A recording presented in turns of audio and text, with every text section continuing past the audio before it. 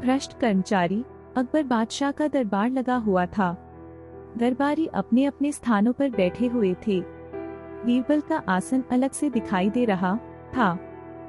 तभी दो सिपाही एक आदमी को लेकर हाजिर हुए। उनमें से एक ने बताया, जहां पनाह, इस आदमी को रिश्वत लेते हुए पकड़ा गया है। अकबर ने पूछा, इस आदमी को किस काम पर लगाया था?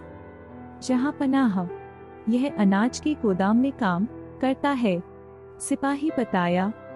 बादशाह अकबर ने उसे हवालात में बंद करने का आदेश दिया और बीरबल से बोले, बीरबल, तुम्हारी क्या राय है?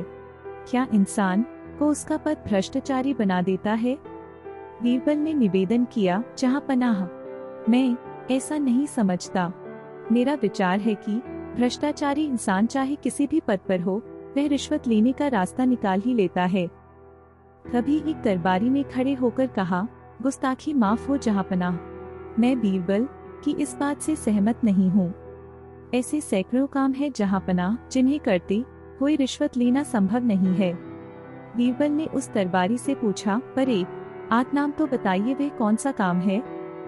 दरबारी बोला, जैसे जहांपनाह जिसे गिरफ्तार किया गया है, उसे यमुना के किनारे बैठकर लहरें गिनने का काम सौंप दीजिए। मेरा दावा है, इस काम को करते हुए वह एक दमड़ी की भी रिश्वत नहीं ले सकेगा। इस पर बीरबल ने कहा, जहांपनाह, कोई भ्रष्ट कर्मचारी सुधर जाए तो अच्छा ही है, किंतु मुझे नहीं लगता यह तरकीब कुछ काम करेगी। दरबारी ने जोर देते हुए कहा, जरूर काम करेगी, आजमा कर तो देखिए।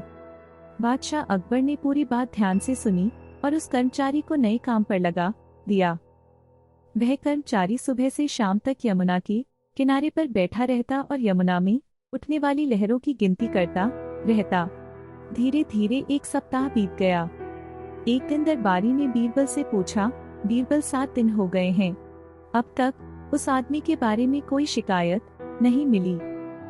बीरबल ने धीरे से हाँ कहा और चुप हो गए, किंतु उन्हें विश्वास नहीं था कि वह आदमी सुधर गया होगा।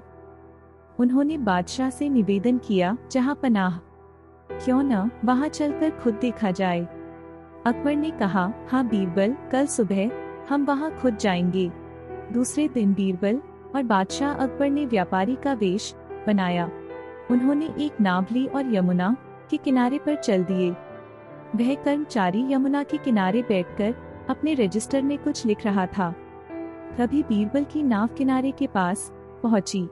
कर्मचारी वहीं से चिल्लाया, ए, तुम लोग क्या कर रहे हो? व्यापारी बने हुए बीरबल ने कहा, भैया, हम अपनी नाव चला रहे हैं, आपको कोई परेशानी हुई क्या? वह आदमी वहीं से चिल्लाया, क्या तुम्हें पता नहीं है कि बादशाह सलामत ने मुझे यमुना की लहरों का हिसाब रखने के लिए नियुक्त किया है? तुमने मेरा सारा हिसाब गड़बड़ कर दिया, तुम्हें इसकी सजा मिलेगी। बीरबल बोले, सचमुच हमसे भूल हो गई है, हम माफी मांगते हैं। कर्मचारी बोला, मैं ऐसे माफ नहीं कर सकता। हाँ, अगर तुम लोग 50 अशर्फियाँ दो तो माफ कर सकता हूँ। यह तो बहुत ज्यादा है भैया, कुछ तो कम करो। बीरबल बोले, नहीं, इससे कम पर समझौता नहीं हो सकता। कर्मचारी बोला। तभी व्यापारी के कपड़े ने बादशाह अकबर वहां आ गए। उन्होंने वहीं से कहा, नहीं, हम 50 की जगह 100 देंगे, लेकिन अशर्फिया नहीं, 100 कोड़े। कर्मचारी ने ध्यान से व्यापारी की तरफ देखा। अब उसे अपनी भूल का पता चला। वह बादशाह के पैरों में गिर पड़ा और बोला, माफ करें जहांपनाह, मैं आपको पहचान न सका। बादशाह ने बीरबल की ओर देखा और कहा, तुम ठीक कहते थे बीरबल, कोई भी काम हो, भ्रष्ट अफसर उसमें पैसा ऐंठने का मौका निकाल ही लेते हैं। जी जहांपनाह, आप ठीक कहते हैं, बीरबल ने धीरे से कहा और चुप हो गए। आपको यह कहानी कैसी लगी? नीचे कमेंट करके बताएं। और इसी तरह की रोचक और अलबेली कहानियां देखने के लिए इस चैनल को सब्सक्राइब करना ना भूलें।